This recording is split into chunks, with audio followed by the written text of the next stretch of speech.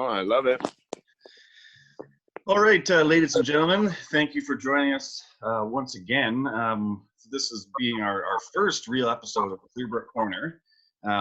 With this, as always, is myself, your host, Wes Berger, along with my co-host, Brian Stebbings. Brian, how you doing out there? Who you got joining in with the interview today? Oh, yeah, today we got little Henrik Stebbings coming in, gonna grind down, ask some real tough questions, really get to the point, and we're gonna have some entertainment here.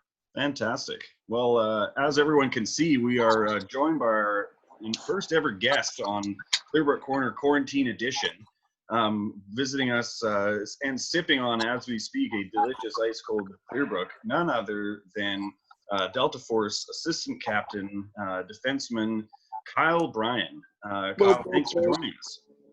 Hi guys, thanks for having me. It's truly an honor, and I'm really excited to be here. So thank you. Hey, yeah, man, great to see you out there. Can you talk to us a little bit about that backdrop behind you? Where are you at, and what are you doing? Yeah, so I'm just chilling here at home. We got some restrictions that we're trying to follow in place. Stay home, stay safe, stay positive, guys. So we're on 7th Ave here in the Fairview Slopes, and just having a nice little Saturday, really. Wonderful. Kyle, it's obviously a difficult time right now.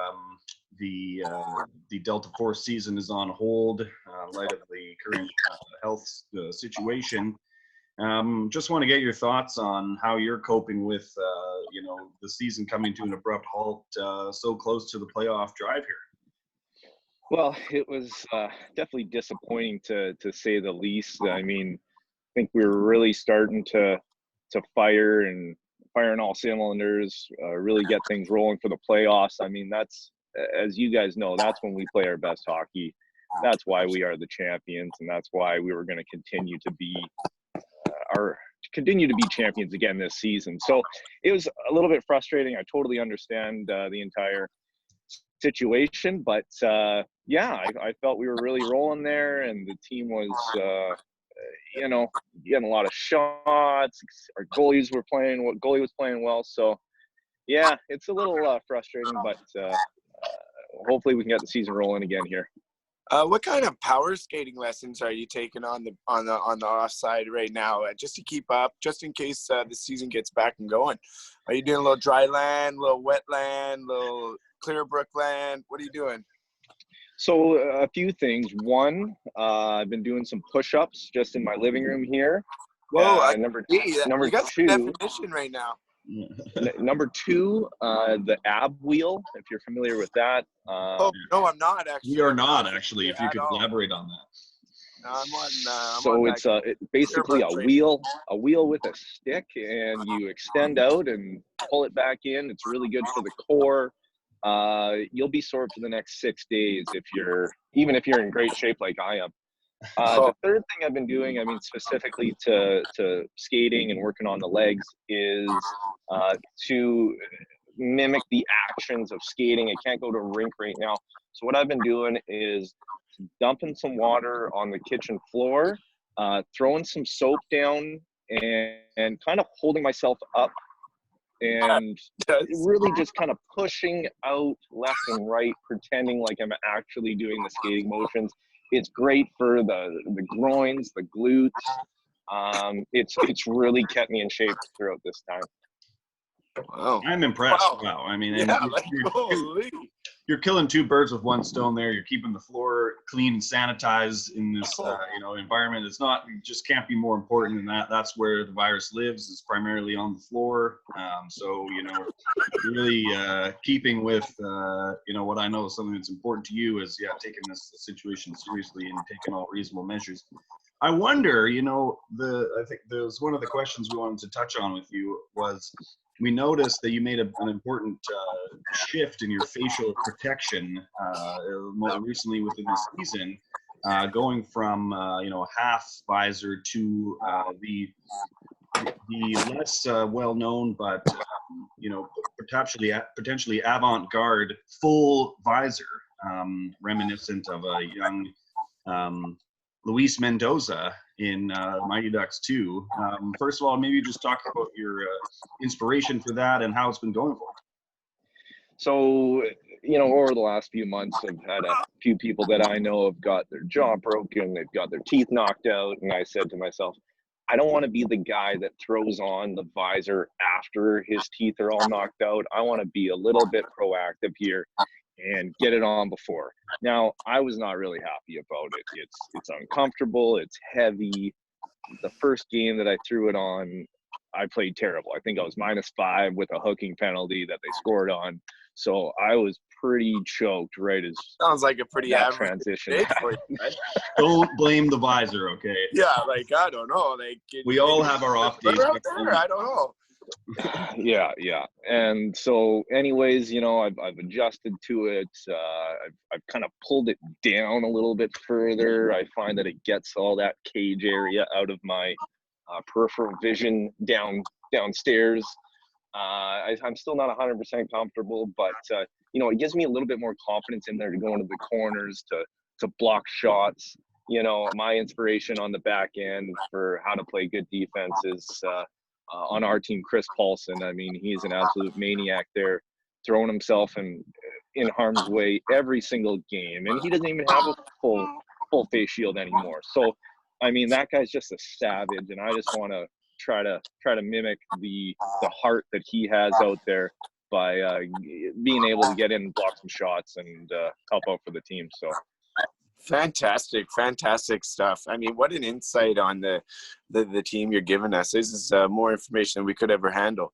On a later note, hey, can you tell us what kind of music you listen to right now, and then what's your quarantine jams? Quarantine jams. Well, you know what? Funny enough, there was a YouTube live stream last night of it was kind of some, you know, dirty house music. That's kind of what I'm usually into. A little bit techie, maybe some tech house. And you know, and then always the gangster rap. Usually, specifically West Coast gangster rap, are some of my musical preferences to get me through these tough times. And yeah, like bow down, you know, bow down, West Side Connection, bow down. Yeah, you know, they're Dub C, Mac 10, and whoever the third guy is, Ice Cube. Yeah, well, he's kind of a big. When you bring up the West Coast gangster rap, I remember one time you told me an interesting story about a time that you met one of your West Coast gangster rap idols in a Vancouver nightclub. Is I remembering that correctly? And if so, can you tell our listeners a little bit about that story? Well, I believe you're talking about the time that I met West Coast rap legend Corrupt Young Gotti, yes. one half of the Dog Pound. Hey, y'all want to ride with us? Ride with us. You know, featured on the song Explosive on the Chronic, 2001. I'm sure you've all heard of it. So this was maybe the second or third time I'd seen him at a rap concert, and he mentioned at the end of his concert, you know, anybody that buys a t-shirt can come up on stage and get a picture with me. So I bought a t-shirt, got right up to the front of the line there, and man, shook my hero's hand growing up. And you know, sometimes you're kind of starstruck in those moments, you're not really sure what to say, and I just kind of let my heart out and said, you know what, Corrupt, like, your music was a really big influence on me growing up. And he looked at me and he said, really? I said, yeah. And then we took a picture, and it's my wallpaper, and I have it posted in a frame right next to my bed. So it was a very inspirational day. Give it a kiss good night every night? Yeah, you know, give him one of these. That's just a touching. Yeah, thank you so much for sharing. I mean, I think many of us have similar stories meeting our heroes. I can recall meeting Red One of Rascals in a similar fashion. It was a life-changing event for me. Everyone, if you're just tuning in again, this is Clearbrook Corner Quarantine Edition. Brian Stebbings out in sunny Okanagan, from Southwest Burger. We're joined here again on the program by Delta Force defenseman number 10, Kyle Byran. Kyle, once again, you did just take a sip of the finest craft beer going. You know, not everyone has had the opportunity to taste delicious Clearbrook brewing. maybe you could just let our listeners know a little about the flavor profile, the highlights of that drinking experience.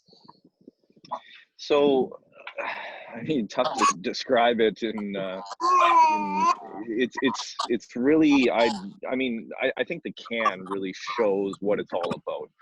Clear, brookish, I think of a bubbling brook, just clear, filtered, pure water.